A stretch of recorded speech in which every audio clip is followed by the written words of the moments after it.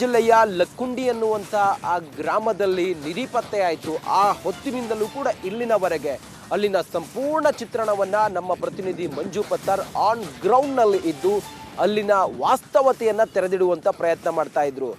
ಅಲ್ಲಿ ಉತ್ಖನನ ಕಾರ್ಯದಿಂದ ಹಿಡಿದು ಅಲ್ಲಿ ಸಿಬ್ಬಂದಿ ಮತ್ತೊಬ್ಬರು ಮಗದೊಂದು ಅಲ್ಲಿನ ಗ್ರಾಮಸ್ಥರನ್ನು ಖಾಲಿ ಮಾಡಿಸಿದ್ರಲ್ಲ, ಅವರೆಲ್ಲರ ಬದುಕನ್ನು ತೆರೆದಿಡುವಂಥ ಪ್ರಯತ್ನ ಇದ್ರು. ಈಗಲೂ ಕೂಡ ಈ ಹೊತ್ತಿಗೆ ನಮ್ಮ ಪ್ರತಿನಿಧಿ ಮಂಜು ಪತ್ತಾರ್ ಆ ಸ್ಥಳದಲ್ಲಿದ್ದಾರೆ, ಗ್ರೌಂಡ್ ರಿಪೋರ್ಟ್ ಮಾಡ್ತಾ ಇದ್ದಾರೆ. ಈ ಹೊತ್ತಿಗೆ ಮಂಜು ಪತ್ತಾರ್ ಈಗ ಉತ್ಖನನ ಕಾರ್ಯ ಹೇಗೆ ನಡೀತಾ ಇದೆ, ಎಷ್ಟು ಜನ ಸಿಬ್ಬಂದಿಗಳಿದ್ದಾರೆ, ಇಲ್ಲಿವರೆಗೂ ಕೂಡ ಸಿಕ್ಕಿರುವಂಥ ವಸ್ತುಗಳು ಏನನ್ನು ಹೇಳ್ತಾ ಇದ್ದಾವೆ, ಸದ್ಯಕ್ಕೆ ಏನಿದೆ ಮಾಹಿತಿ ಮಂಜು ಪತ್ತಾರ್?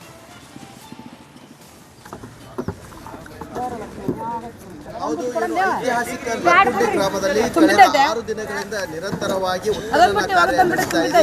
ಏನು ಇಲ್ಲಿ ರಿತ್ತಿ ಕುಟುಂಬದಲ್ಲಿ ನಿಧಿ ಸಿಕ್ಕ ಬೆನ್ನಲ್ಲೇ ರಾಜ್ಯ ಸರ್ಕಾರ ಇವಾಗ ಉತ್ಖನನ ಕಾರ್ಯ ಚಾಲನೆ ನೀಡಿದೆ. ನಾವಿವಾಗ ಐತಿಹಾಸಿಕ ಲಕ್ಕುಂಡಿ ಗ್ರಾಮದ ಕೋಟೆ ವೀರಭದ್ರೇಶ್ವರ ದೇವಸ್ಥಾನ ಮುಂಭಾಗದಲ್ಲಿದ್ದೇವೆ. ಇದೇ ಒಂದು ದೇವಸ್ಥಾನ ಮುಂಭಾಗದಲ್ಲಿ ಇಲ್ಲಿ ಉತ್ಖನನ ಕಾರ್ಯ ಕೂಡ ಮಾಡಲಾಗ್ತಾ ಇದೆ. ನಾವು ಇಲ್ಲಿ ನೋಡ್ತಾ ಇರ್ಬೋದು A1 ಬ್ಲಾಕ್ ಏನಿದೆ, ಈ ಒಂದು A1 ಬ್ಲಾಕ್ನಲ್ಲಿ ಕೂಡ ಹಳೆ ಮೋಳೆಗಳು ಕೂಡ ಈ ಸದ್ಯ ಪತ್ತೆಯಾಗಿದ್ದವು. ಇದು ಸಾಕಷ್ಟು ಕುತೂಹಲಕ್ಕೆ ಕೂಡ ಎಡೆ ಮಾಡಿಕೊಡ್ತಾ ಇದೆ. ಪ್ರಮುಖವಾಗಿ ಐತಿಹಾಸಿಕ ಲಕ್ಕುಂಡಿ ಗ್ರಾಮದಲ್ಲಿ ಉತ್ಖನನ ಕಾರ್ಯ ಆರಂಭವಾಗುತ್ತಿದ್ದಂತೆ ಈ ಒಂದು ಗ್ರಾಮದ ಸುತ್ತಮುತ್ತಲಿರುವಂಥ ಮನೆಗಳು ಏನು ದೇವಸ್ಥಾನದ ಅಕ್ಕಪಕ್ಕದಲ್ಲಿ ಮನೆಗಳನ್ನೇನು ನಿರ್ಮಾಣ ಮಾಡಿಕೊಂಡಿರ್ತಾರೆ ಅಂಥವರಿಗೂ ಕೂಡ ಸಾಕಷ್ಟು ಆತಂಕವಾಗ್ತಾ ಇದೆ. ಏನು ರಿಪಬ್ಲಿಕ್ ಕನ್ನಡ ಈ ಬಗ್ಗೆ ಗ್ರೌಂಡ್ ರಿಪೋರ್ಟ್ ಮಾಡ್ತಾ ಇದ್ದಂತೆ ಸಾಕಷ್ಟು ಜನರು ತಮ್ಮ ಅಳಲನ್ನು ಕೂಡ ರಿಪಬ್ಲಿಕ್ ಕನ್ನಡದ ಜೊತೆಗೆ ಮಾತನಾಡಿದರು. ನಮಗೆ ಏನು ಉತ್ಖನನ ಕಾರ್ಯ ಆಗ್ತಾ ಇದ್ದಂತೆ ಸಾಕಷ್ಟು ಆತಂಕದ ವಾತಾವರಣ ನಿರ್ಮಾಣವಾಗ್ತಾ ಇದೆ. ಯಾಕಂತಂದರೆ ನೂರಾರು ತಲೆಮಾರುಗಳಿಂದನೂ ಕೂಡ ನಾವು ದೇವಸ್ಥಾನದಲ್ಲಿ ಮತ್ತು ದೇವಸ್ಥಾನದ ಅಕ್ಕಪಕ್ಕದಲ್ಲಿ ಕೂಡ ಮನೆಗಳನ್ನು ನಿರ್ಮಾಣ ಮಾಡಿಕೊಂಡು ಬದುಕು ಸಾಗಿಸ್ತಾ ಇದ್ವಿ. ಆದರೆ ಇವಾಗ ಉತ್ಖನನ ಕಾರ್ಯ ನಡೀತಾ ಇರೋದರಿಂದ ನಮ್ಮನ್ನು ಎಲ್ಲಿ ಒಕ್ಕಲೆಬ್ಬಿಸ್ತಾರೆ ಎನ್ನುವ ಕೂಡ ಆತಂಕ ಎದುರಾಗಿದೆ. ಹೀಗಾಗಿ ಸೂಕ್ತವಾದ ಪರಿಹಾರ ಕೊಡಬೇಕಂತ ಹೇಳಿ. ಆದರೆ ಇನ್ನೊಂದು ಭಾಗದಲ್ಲಿ ಏನು ಉತ್ಖನನ ಕಾರ್ಯ ಏನು ನಡೀತಾ ಇದೆ, ಈ ಒಂದು ಉತ್ಖನನ ಕಾರ್ಯದಲ್ಲಿ ಸಾಕಷ್ಟು ಕೌತುಕಗಳು ಮತ್ತು ಇತಿಹಾಸದ ರಹಸ್ಯಗಳು ಕೂಡ ಇಲ್ಲಿ ಬಯಲಾಗ್ತಾ ಇದ್ದಾವೆ. ನಾವು ಇಲ್ಲಿ ನೋಡ್ತಾ ಇರ್ಬೋದು A ಬ್ಲಾಕ್ ಏನಿದೆ, ಈ ಒಂದು A ಬ್ಲಾಕ್ನಲ್ಲಿ ಉತ್ಖನನ ಕಾರ್ಯ ನಡೆಯುತ್ತಿರುವಂಥ 2ನೇ ದಿನಕ್ಕೆ ಒಂದು ಶಿವಲಿಂಗದ ಪಾನಿಪೀಠ ಕೂಡ ಪತ್ತೆಯಾಗಿತ್ತು.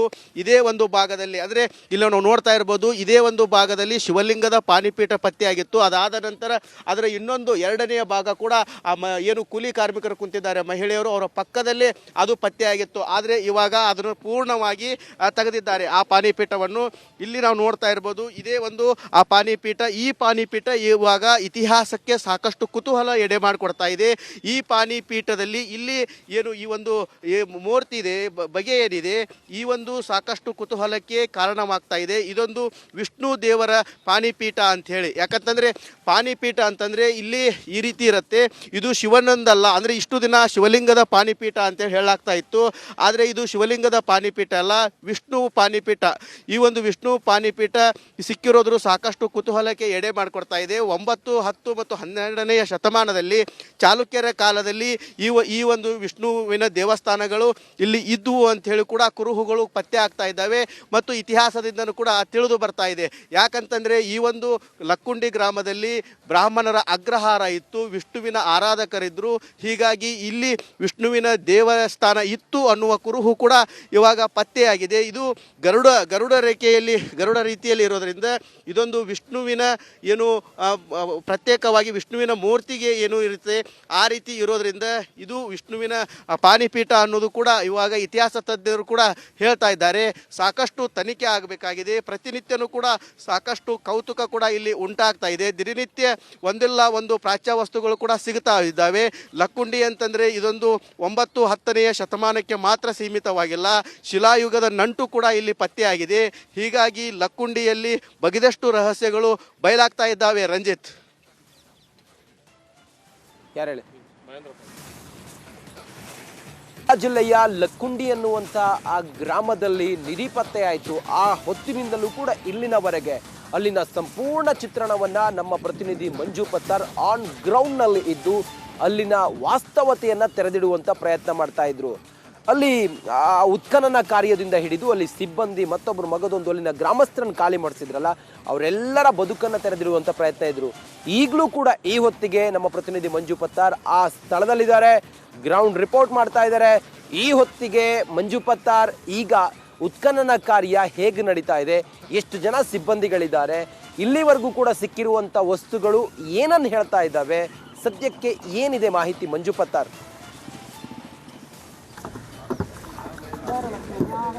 ಹೌದು, ಏನು ಐತಿಹಾಸಿಕ ಲಕ್ಕುಂಡಿ ಗ್ರಾಮದಲ್ಲಿ ಕಳೆದ 6 ದಿನಗಳಿಂದ ನಿರಂತರವಾಗಿ ಉತ್ಖನನ ಕಾರ್ಯ ನಡೀತಾ ಇದೆ. ಏನು ಇಲ್ಲಿ ರಿತ್ತಿ ಕುಟುಂಬದಲ್ಲಿ ನಿಧಿ ಸಿಕ್ಕ ಬೆನ್ನಲ್ಲೇ ರಾಜ್ಯ ಸರ್ಕಾರ ಇವಾಗ ಉತ್ಖನನ ಕಾರ್ಯ ಚಾಲನೆ ನೀಡಿದೆ. ನಾವಿವಾಗ ಐತಿಹಾಸಿಕ ಲಕ್ಕುಂಡಿ ಗ್ರಾಮದ ಕೋಟೆ ವೀರಭದ್ರೇಶ್ವರ ದೇವಸ್ಥಾನ ಮುಂಭಾಗದಲ್ಲಿದ್ದೇವೆ. ಇದೇ ಒಂದು ದೇವಸ್ಥಾನ ಮುಂಭಾಗದಲ್ಲಿ ಇಲ್ಲಿ ಉತ್ಖನನ ಕಾರ್ಯ ಕೂಡ ಮಾಡಲಾಗ್ತಾ ಇದೆ. ನಾವು ಇಲ್ಲಿ ನೋಡ್ತಾ ಇರ್ಬೋದು A1 ಬ್ಲಾಕ್ ಏನಿದೆ, ಈ ಒಂದು A1 ಬ್ಲಾಕ್ನಲ್ಲಿ ಕೂಡ ಹಳೆ ಮೋಳೆಗಳು ಕೂಡ ಈ ಸದ್ಯ ಪತ್ತೆಯಾಗಿದ್ದವು. ಇದು ಸಾಕಷ್ಟು ಕುತೂಹಲಕ್ಕೆ ಕೂಡ ಎಡೆ ಮಾಡಿಕೊಡ್ತಾ ಇದೆ. ಪ್ರಮುಖವಾಗಿ ಐತಿಹಾಸಿಕ ಲಕ್ಕುಂಡಿ ಗ್ರಾಮದಲ್ಲಿ ಉತ್ಖನನ ಕಾರ್ಯ ಆರಂಭವಾಗುತ್ತಿದ್ದಂತೆ ಈ ಒಂದು ಗ್ರಾಮದ ಸುತ್ತಮುತ್ತಲಿರುವಂಥ ಮನೆಗಳು ಏನು ದೇವಸ್ಥಾನದ ಅಕ್ಕಪಕ್ಕದಲ್ಲಿ ಮನೆಗಳನ್ನೇನು ನಿರ್ಮಾಣ ಮಾಡಿಕೊಂಡಿರ್ತಾರೆ ಅಂಥವರಿಗೂ ಕೂಡ ಸಾಕಷ್ಟು ಆತಂಕವಾಗ್ತಾ ಇದೆ. ಏನು ರಿಪಬ್ಲಿಕ್ ಕನ್ನಡ ಈ ಬಗ್ಗೆ ಗ್ರೌಂಡ್ ರಿಪೋರ್ಟ್ ಮಾಡ್ತಾ ಇದ್ದಂತೆ ಸಾಕಷ್ಟು ಜನರು ತಮ್ಮ ಅಳಲನ್ನು ಕೂಡ ರಿಪಬ್ಲಿಕ್ ಕನ್ನಡದ ಜೊತೆಗೆ ಮಾತನಾಡಿದರು. ನಮಗೆ ಏನು ಉತ್ಖನನ ಕಾರ್ಯ ಆಗ್ತಾ ಇದ್ದಂತೆ ಸಾಕಷ್ಟು ಆತಂಕದ ವಾತಾವರಣ ನಿರ್ಮಾಣವಾಗ್ತಾ ಇದೆ. ಯಾಕಂತಂದರೆ ನೂರಾರು ತಲೆಮಾರುಗಳಿಂದನೂ ಕೂಡ ನಾವು ದೇವಸ್ಥಾನದಲ್ಲಿ ಮತ್ತು ದೇವಸ್ಥಾನದ ಅಕ್ಕಪಕ್ಕದಲ್ಲಿ ಕೂಡ ಮನೆಗಳನ್ನು ನಿರ್ಮಾಣ ಮಾಡಿಕೊಂಡು ಬದುಕು ಸಾಗಿಸ್ತಾ ಇದ್ವಿ. ಆದರೆ ಇವಾಗ ಉತ್ಖನನ ಕಾರ್ಯ ನಡೀತಾ ಇರೋದರಿಂದ ನಮ್ಮನ್ನು ಎಲ್ಲಿ ಒಕ್ಕಲೆಬ್ಬಿಸ್ತಾರೆ ಎನ್ನುವ ಕೂಡ ಆತಂಕ ಎದುರಾಗಿದೆ. ಹೀಗಾಗಿ ಸೂಕ್ತವಾದ ಪರಿಹಾರ ಕೊಡಬೇಕಂತ ಹೇಳಿ. ಆದರೆ ಇನ್ನೊಂದು ಭಾಗದಲ್ಲಿ ಏನು ಉತ್ಖನನ ಕಾರ್ಯ ಏನು ನಡೀತಾ ಇದೆ, ಈ ಒಂದು ಉತ್ಖನನ ಕಾರ್ಯದಲ್ಲಿ ಸಾಕಷ್ಟು ಕೌತುಕಗಳು ಮತ್ತು ಇತಿಹಾಸದ ರಹಸ್ಯಗಳು ಕೂಡ ಇಲ್ಲಿ ಬಯಲಾಗ್ತಾ ಇದ್ದಾವೆ. ನಾವು ಇಲ್ಲಿ ನೋಡ್ತಾ ಇರ್ಬೋದು A ಬ್ಲಾಕ್ ಏನಿದೆ, ಈ ಒಂದು A ಬ್ಲಾಕ್ನಲ್ಲಿ ಉತ್ಖನನ ಕಾರ್ಯ ನಡೆಯುತ್ತಿರುವಂಥ 2ನೇ ದಿನಕ್ಕೆ ಒಂದು ಶಿವಲಿಂಗದ ಪಾಣಿಪೀಠ ಕೂಡ ಪತ್ತೆಯಾಗಿತ್ತು. ಇದೇ ಒಂದು ಭಾಗದಲ್ಲಿ ಅಂದರೆ ಇಲ್ಲಿ ನಾವು ನೋಡ್ತಾ ಇರ್ಬೋದು ಇದೇ ಒಂದು ಭಾಗದಲ್ಲಿ ಶಿವಲಿಂಗದ ಪಾಣಿಪೀಠ ಪತ್ತೆಯಾಗಿತ್ತು. ಅದಾದ ನಂತರ ಅದರ ಇನ್ನೊಂದು 2ನೇ ಭಾಗ ಕೂಡ ಏನು ಕೂಲಿ ಕಾರ್ಮಿಕರು ಕುಂತಿದ್ದಾರೆ ಮಹಿಳೆಯರು, ಅವರ ಪಕ್ಕದಲ್ಲೇ ಅದು ಪತ್ತೆಯಾಗಿತ್ತು. ಆದರೆ ಇವಾಗ ಅದನ್ನು ಪೂರ್ಣವಾಗಿ ತೆಗೆದಿದ್ದಾರೆ ಆ ಪಾಣಿಪೀಠವನ್ನು. ಇಲ್ಲಿ ನಾವು ನೋಡ್ತಾ ಇರ್ಬೋದು ಇದೇ ಒಂದು ಆ ಪಾಣಿಪೀಠ. ಈ ಪಾಣಿಪೀಠ ಇವಾಗ ಇತಿಹಾಸಕ್ಕೆ ಸಾಕಷ್ಟು ಕುತೂಹಲ ಎಡೆ ಮಾಡಿಕೊಡ್ತಾ ಇದೆ. ಈ ಪಾಣಿಪೀಠದಲ್ಲಿ ಇಲ್ಲಿ ಏನು ಈ ಒಂದು ಮೂರ್ತಿ ಇದೆ, ಬಗೆ ಏನಿದೆ, ಈ ಒಂದು ಸಾಕಷ್ಟು ಕುತೂಹಲಕ್ಕೆ ಕಾರಣವಾಗ್ತಾ ಇದೆ. ಇದೊಂದು ವಿಷ್ಣು ದೇವರ ಪಾಣಿಪೀಠ ಅಂತ ಹೇಳಿ. ಯಾಕಂತಂದರೆ ಪಾಣಿಪೀಠ ಅಂತಂದರೆ ಇಲ್ಲಿ ಈ ರೀತಿ ಇರುತ್ತೆ. ಇದು ಶಿವನೊಂದಲ್ಲ, ಅಂದರೆ ಇಷ್ಟು ದಿನ ಶಿವಲಿಂಗದ ಪಾಣಿಪೀಠ ಅಂತೇಳಿ ಹೇಳಲಾಗ್ತಾ ಇತ್ತು. ಆದರೆ ಇದು ಶಿವಲಿಂಗದ ಪಾಣಿಪೀಠ ಅಲ್ಲ, ವಿಷ್ಣು ಪಾಣಿಪೀಠ. ಈ ಒಂದು ವಿಷ್ಣು ಪಾಣಿಪೀಠ ಸಿಕ್ಕಿರೋದ್ರು ಸಾಕಷ್ಟು ಕುತೂಹಲಕ್ಕೆ ಎಡೆ ಮಾಡಿಕೊಡ್ತಾ ಇದೆ. 9, 10 ಮತ್ತು 12ನೇ ಶತಮಾನದಲ್ಲಿ ಚಾಲುಕ್ಯರ ಕಾಲದಲ್ಲಿ ಈ ಒಂದು ವಿಷ್ಣುವಿನ ದೇವಸ್ಥಾನಗಳು ಇಲ್ಲಿ ಇದ್ದುವು ಅಂತ ಹೇಳಿ ಕೂಡ ಕುರುಹುಗಳು ಪತ್ತೆ ಆಗ್ತಾ ಇದ್ದಾವೆ ಮತ್ತು ಇತಿಹಾಸದಿಂದನೂ ಕೂಡ ತಿಳಿದು ಬರ್ತಾ ಇದೆ.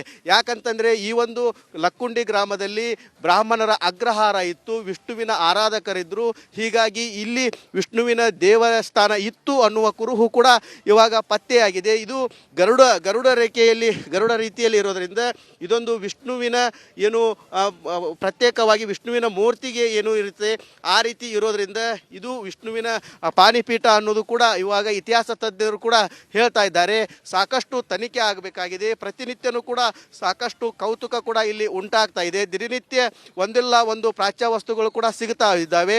ಲಕ್ಕುಂಡಿ ಅಂತಂದರೆ ಇದೊಂದು 9, 10ನೇ ಶತಮಾನಕ್ಕೆ ಮಾತ್ರ ಸೀಮಿತವಾಗಿಲ್ಲ, ಶಿಲಾಯುಗದ ನಂಟು ಕೂಡ ಇಲ್ಲಿ ಪತ್ತೆಯಾಗಿದೆ. ಹೀಗಾಗಿ ಲಕ್ಕುಂಡಿಯಲ್ಲಿ ಬಗೆದಷ್ಟು ರಹಸ್ಯಗಳು ಬಯಲಾಗ್ತಾ ಇದ್ದಾವೆ. ರಂಜಿತ್, ಯಾರು ಹೇಳಿ?